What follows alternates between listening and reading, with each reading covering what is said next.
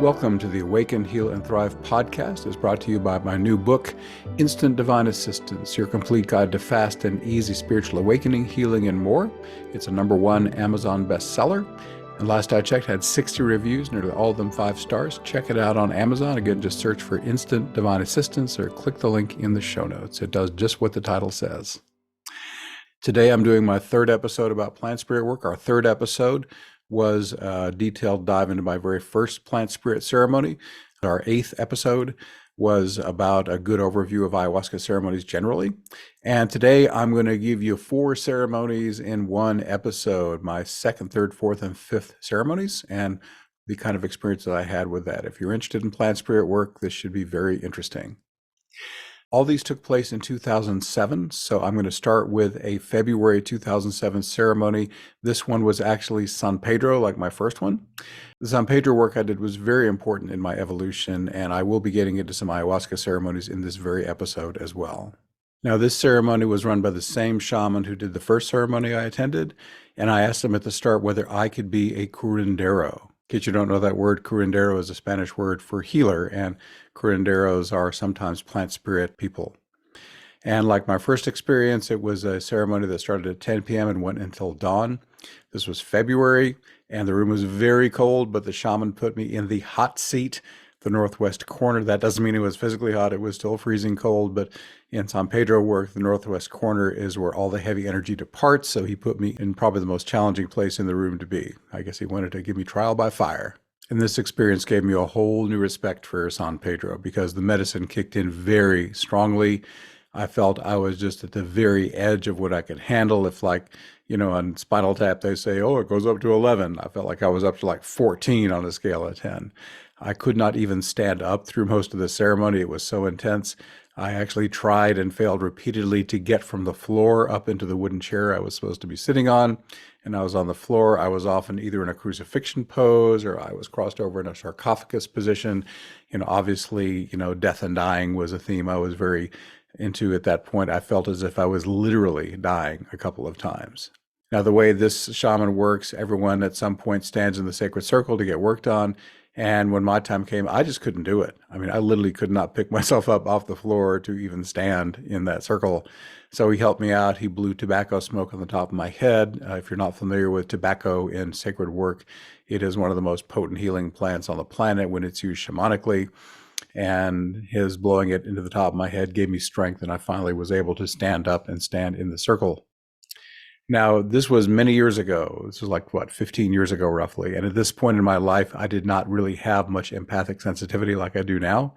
But thanks to the medicine, I did empathically feel what the others in the ceremony were going through that night. I felt a bunch of their experiences, and it was so intense. At times I was like curling up into a ball because it was just too intense. I wasn't used to feeling this kind of thing, and it was just like hitting me so hard. I have such sympathy for my many empathic clients who have this as an ordinary experience. In my regular sensations, it was so turned up, it felt just overwhelming just to feel things in my body. However, toward the end of the ceremony, I discovered I could handle the feelings. And this was like the main lesson of the night from the medicine. It's like I could make myself bigger. And after hours of agony on the floor, just feeling like too intense, please turn it down. The medicine wouldn't turn it down. I finally got the insight and I said, okay, please make me large enough to comfortably contain this. And sure enough, I could. And the exact same intensity was manageable when I was energetically larger. And that's a really key secret to energetic work. If you're bigger than the phenomenon, you can handle it. So you just have to be conscious enough and large enough to be that size, energetically speaking. So I had to expand way beyond my preconceived boundaries. Near the end of the ceremony, the shaman called me into the circle and gave me refresca. He did this with each person. Refresca is a sweet beverage. He makes it toward the end of the night. It has all kind of citrus and sugar and very sweet things in it. And he made the sign of the cross with refresca on my forehead, chest, and shoulders. And as I mentioned near the beginning of this episode, I asked him at the start of the night, could I be a curandero? And he said, I would be a very good healer. And I have done my best ever since to live up to that. Never as good as I want to be, but you do the best you can with what you got. The shaman also gave me some advice to help me on this path. He said, feel, don't think, get out of your head. I couldn't do it at that time, but now that is exactly how I practice shamanism. I don't come in with any kind of preconceived plan. I just show up, intuition fires up, energy flows on its own. I'm guided as to what to do or what to say. So I become basically a vehicle for the higher divine intelligence. And to me, that's feeling, not thinking. Benjamin makes no real choices when he's doing shamanism. It's all just kind of channeled. Now, back to the ceremony, I had that choice whether or not to become a shamanic healer. I saw that if I did it, I would have to grow tremendously as a human being, which again, here about 15 years later, I have. And the growth never stops. When you choose the path of the healer, it's like you're saying, I'm willing to keep growing and evolving and changing the rest of my life, because that's what you got to do if you're going to be the best possible healer. Your own growth never stops. And like I say with my favorite joke, what's the biggest room in the world? Room for improvement. In my notes that night, I wrote, Curandero, here I come. It was very exciting. Back to the ceremony, the shaman gave me a choice of standing in the circle where there was great power while I drank that refresca, that sweet beverage he gave me, or returning to my seat to drink. And this was a hard choice in the moment. I didn't know if I could stand at all, much less stand in a circle filled with that much power. But I was brave. I chose to drink standing in the circle. My legs had been so shaky, but after I chose to stay in the circle, they kind of stabilized and got a little stronger. They didn't shake quite so much. And after a while, I got past feeling self-conscious, and I stood in the circle of power as my rightful place. After I finished the refresca, I stood almost motionless, holding my cup for maybe 20 minutes in that circle. Spirit held me there, thank God. A while after I chose to continue standing, I started turning into light. That's the first time that had happened to me. I consciously breathed to assist the process, and after 2 or 3 minutes, I felt I had transitioned almost completely from a physical being to a being of light. I'm guessing if someone had looked at me in the room, they would have seen a physical body, but my perception was I am just a being of light standing here. I asked for power only so that I could serve. Even at that point, I was very much service to other, which means you only do things that help everyone, not a service to self, where you're just selfish and taking advantage of other folks. I practiced that light being transition a couple of more times. I thought I could have stayed in the circle all day. I was in this powerful, glorious, altered state. It was just wonderful. So that was an awesome ceremony, my very second plant spirit ceremony. My first ayahuasca ceremony was also sometime in 2007. I don't have the exact date because I don't have notes on that one, but I remember a few things. I remember driving from Asheville, where I lived, down to Atlanta, where the shaman was. I had no perspective. I had just only heard of ayahuasca. And I only later realized how unusual the guy's setup was. No music, no active shamanizing. He didn't rattle or drum or sing. And it was actually much less powerful than my more traditional experiences later. What he had me do, just sitting in a chair across from him, drink the medicine, and he just had me narrate to him what was happening in real time. My main memory is being aware of the medicine slowly working its way through my entire body, getting to know me. I was in a little bit of an altered state, but it wasn't wildly psychedelic like some of the later work I did. And that lasted a few hours. And when we agreed to finish, the medicine wouldn't stop. We agreed we were done, and we finally realized, oh, the lid's not on the bottle. it wasn't until he put the lid back on the bottle that the effect finally stopped. It was pretty interesting there. So a very unusual introduction to the medicine, but it got me started, and it was the medicine getting to know me, which it's used that information ever since to assist me. The other two ceremonies I want to tell you about were in July of 2007, the first time I went to Peru. Part of the time I spent in the Sacred Valley at the higher elevations, but I also went into the jungle and did a couple of ceremonies with the group that I went down there with. This was at the Eco Amazonas Lodge in Peru. The first night I took 2 doses of ayahuasca so strong that I was staggering around like a drunk in the medicine lodge. The ayahuasca was yummy the first time, not so much on the second dose. I was so altered I had trouble finding the chair in front of me, not to mention finding my puke bucket, which I did need. I could barely walk back to my hut afterward. The entire time I was there, I did have complete trust in ayahuasca and the shamans. This made the physical misery tolerable. That first night, I had an extraordinary amount of cleansing. There was this desire for a deep purge. It was like the whole night I was just trying to vomit. I could feel all this stuff building up in my stomach, and the urge to vomit and just get this over with was so big, but the medicine would not for hours and hours. It was almost like she was teasing me. I'm not quite ready yet, not quite ready yet. And the big payoff was toward the end of the night, thank God. She found some long buried toxins, and finally after that night of extreme discomfort, the purge finally came. I saw many explicit images of the process inside me. It's like X-ray vision. I could see my stomach valves moving and my biological processes.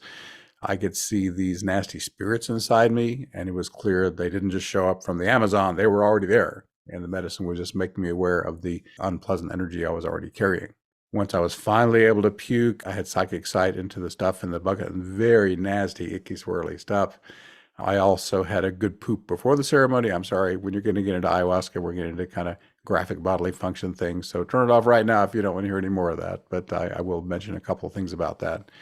My 2 or 3 toilet trips later that night got runnier as the night went on. I actually felt disappointed in the shaman who'd brought us to Peru and was actually the helper, because he was under the influence. He couldn't even find the bathroom to help me get there. And he was not together enough that I felt like he was keeping me safe. This was like my first time in the jungle. In retrospect, I think this was part of my learning not to idolize shamans or any other authority. At that point, I was very much into finding my teacher, the one who would show me and save me and all that stuff. In a way, this was just an early lesson. You can't put your ultimate trust in anyone outside of yourself. The second night was a less intense ceremony than what we'd been led to expect. The shaman who took us to Peru that I just mentioned said there was another group doing ayahuasca ceremony on a beach nearby, and they were drawing energy from us. And this is a whole dynamic that goes on there in Peru and South America. There's light shamans and dark shamans, and ayahuasca serves them both.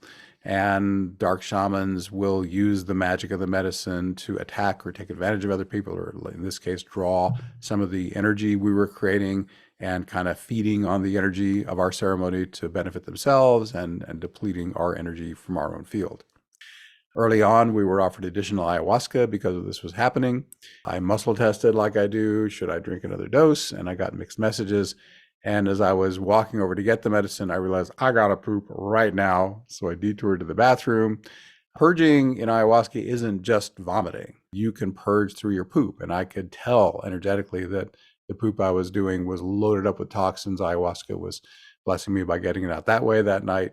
While I was pooping, I had strong nausea. I was doubled over and groaning and really suffering, especially in the early ceremonies. A lot of times you've got a lot of stuff built up. The heavy stuff comes first, and it's not pleasant when you're getting it out, but you feel so much better afterward, and you go to a higher level each time so that your life afterwards is lighter and more clear if you're willing to do the difficult cleansing work in the early ceremonies. There was no nausea or vomiting the rest of that night. After I finished in the bathroom, the ayahuasca came on really strong. I was in what I call stagger mode, which speaks for itself. And at that point, I said, okay, I don't need that second dose. I'm doing good, and I'm set for the night. For a while, nothing of significance happened. And then one of the women in our group sang a song to Mother Mary. I had a huge heart blossoming. I mean, Mother Mary is not someone I had had any kind of spiritual relationship with to that point, but boy, my heart just opened and things accelerated from there. I saw Spirit Song, my partner, as Mother Mary, and she helped me ascend into a blissful heaven world, which was just wonderful.